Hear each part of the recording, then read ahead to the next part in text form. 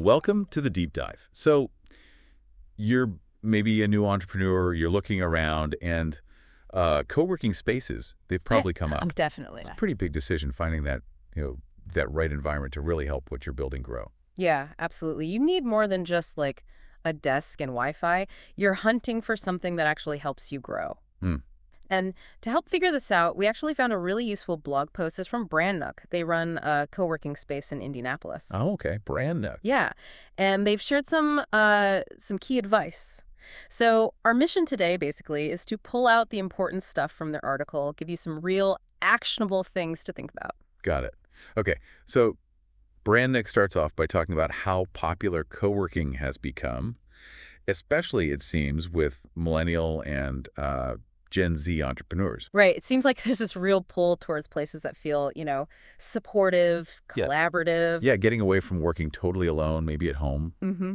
And it's definitely not like getting stuck in some old school office lease, right? Yeah, exactly. And, it's more than just a trend, I think. It sort of shows a real shift in how newer businesses are starting up. How so?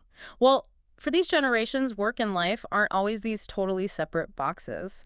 And having chances for, like, spontaneous chats or shared experiences, it's not just a bonus. It's often seen as, like, part of the deal for growing professionally. That makes sense. And Brandick really emphasizes asking some pretty basic questions right at the start, things you might not think of immediately, Like what? like parking. I mean, Yeah. let's face it, driving around looking for a spot before a big meeting, that's just added stress you don't need. Oh, totally. A nightmare. And they even mention things like nearby cafes. Can you easily grab a coffee? Or maybe, like they mentioned, a cinnamon roll or a pumpkin spice latte. Sounds small, but it adds up. It really does paint a picture of your day, doesn't it? Right. Those little details. Having easy access isn't just convenient. It can genuinely boost your productivity. Right. Saves time. Saves time, saves mental energy. They also mentioned public transport, which is obviously key depending on where you are, where your clients are. Sure. How people get around. Yeah. And even if there are related businesses nearby, could be good for networking, maybe. That's a good point. But the article is really clear, picking a space. It's super personal. No, absolutely. What works for one person won't necessarily work for another. Yeah. No one size fits all. Exactly. Your specific business, how you like to work, even just your personality. It all plays a part. Okay, so let's dive into location a bit more. Brandnook says, as a new entrepreneur, you've really got to think this through. Strategic. Yeah. Like, how close is it to home? Is it easy for your clients to get there? Sounds basic, but the upside of a good location is huge. Well, it's that link between location and just plain efficiency, isn't it? A good spot saves you time. And time, when you're starting out, that's gold. So true. Plus, if clients can get there easily, it just smooths out networking, those crucial face-to-face meetings. Right. Makes it easier to build relationships. And they suggest doing your homework, too. Checking online reviews. Maybe even talking to people already working there. Get the real story on the location day to day. That's smart. Reviews give you a general vibe, but talking to members, that gives you the specifics, the little things you wouldn't know otherwise. Okay, let's talk money. Budget. Obviously, that's massive for any new business. Always. Branduk points out, you need to look past just the main membership price. You got to factor in those extras. Like parking again, or printing costs. Yeah, exactly. Those things can add up, can't they? Oh, absolutely. You need the total picture. And they specifically mention free parking being a really big plus. Takes away an expense and a hassle. Definitely. They also say, really look at the different membership options. Don't pay for stuff you won't use. Right.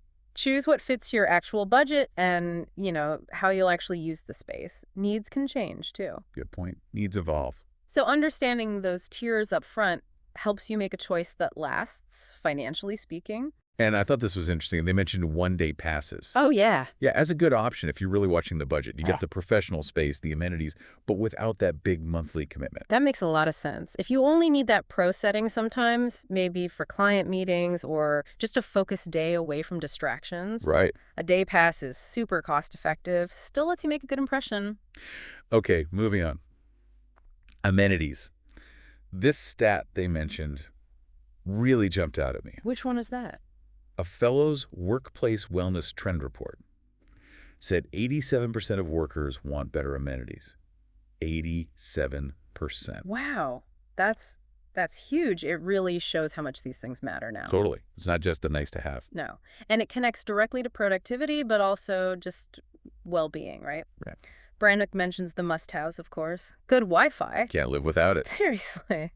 Natural light, printers, meeting rooms, the basics you need to function. But they go further, too, mentioning things like comfortable chairs. Oh, crucial if you're there all day. Yeah. And scanners, copiers, quiet rooms for calls, which is so important for confidential stuff, even dedicated phone lines. Mm-hmm. Little things that add up to a better work experience. That dedicated phone line adds a layer of professionalism, too. Yeah, definitely gives that more established feel. Mm-hmm. Okay, next up, community and networking. This is always talked about as a big co-working perk. It is, and Brannock explains why connecting with other entrepreneurs, getting feedback, building relationships. Finding opportunities you wouldn't otherwise. Exactly. Being around other people doing similar things, it's motivating. It's a built-in support network almost. Much harder to find that working alone. And they make a good point. Mm-hmm. Look for a membership package that actually encourages that connection. It's not automatic just because you share a space. Right. The design matters. What events or initiatives do they run? And Brannock highlights outdoor seating specifically. Oh, interesting. Why outdoor seating? Well, it creates a more relaxed vibe, doesn't it? Good for informal chats, maybe workshops outside, just bumping into people naturally. Yeah, I like that. Different from a stuffy meeting room. More spontaneous. Exactly. Those chance encounters can lead to really valuable things sometimes. Okay, what about noise levels? Brannock says spaces vary a lot. Some are buzzy and social, others are more heads down quiet. Yeah, and that's about knowing yourself, isn't it? What environment do you actually work best in? Do you like the energy, or do you need silence to focus? Right, it's a personal thing. And for those who do need quiet, they mention private desks being an option in some places. Which is a big plus if you handle sensitive info or just need guaranteed focus time. It offers security, privacy. And flexibility, too. You get your dedicated spot, but you can still tap into the main community area when you want. Plus, thinking ahead, if your team grows maybe, having that option to scale within the same place is pretty handy. Flexibility again. Yeah. That seems key. Brannock also mentions flexible hours. Entrepreneur life isn't always 9 to 5, right? Rarely. So having access when you need it, not just during standard business hours, can be a lifesaver. And they brought up pet-friendly spaces. That was interesting. Yeah, it's becoming more common. They talk about how pets can, reduce stress, boost motivation. Make the place feel a bit more friendly, maybe. Camaraderie. Exactly. For some people, their pet is a huge part of their life and well-being. So if a space supports that, it can really help with work-life balance, especially when things get intense. Definitely something to consider if you're a pet owner. Okay, shifting to something really critical. Safety and security. Super important. Right. Non-negotiable, really. Brannock stresses the space needs to be in a safe area, especially if you're working odd hours. Yeah, you need that peace of mind. Feeling secure where you work is fundamental. And they also mention the security within the building, for your laptop, your stuff. Makes sense. And they bring up free parking again here. Right. Not just for convenience, but for feeling safer about your car, particularly if you're leaving late at night. It's a valid point. Takes away one less worry. Lets you focus on the work. So, practical advice time. Brannock strongly suggests taking advantage of any free trial periods. Oh, definitely. You wouldn't buy a car without a test drive, right? Good analogy. They mention their own 3-day trial. Seems like a crucial step before signing anything. Absolutely. It's your chance to actually experience it. Test the Wi-Fi. Is it actually fast? Check out the meeting rooms. Get a feel for the vibe, the noise levels. Does it feel right?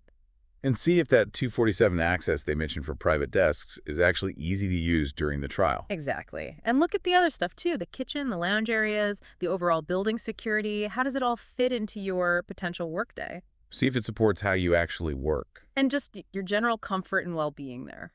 Okay, lastly, Brannock mentions virtual options. This is interesting. For folks maybe not ready for physical space. Yeah. Or maybe they just don't need one full-time.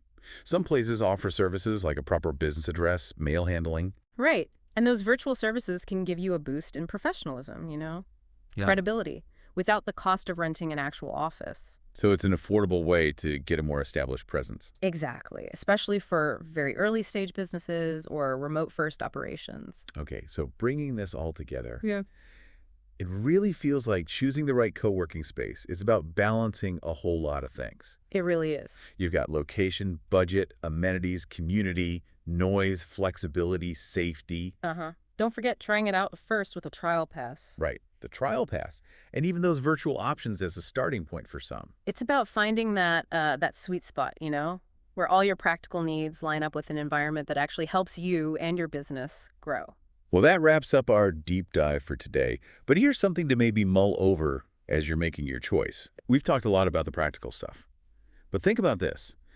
How might the specific type of community in a co-working space, is it focused on tech or creatives, or is it just a general mix? How might that uniquely shape your early success and the kinds of connections you make? Maybe even more than things like parking or coffee. Ooh, that's a good one. The character of the community itself. Exactly. Yeah. Something to think about beyond the checklist. Thanks for joining us on The Deep Dive.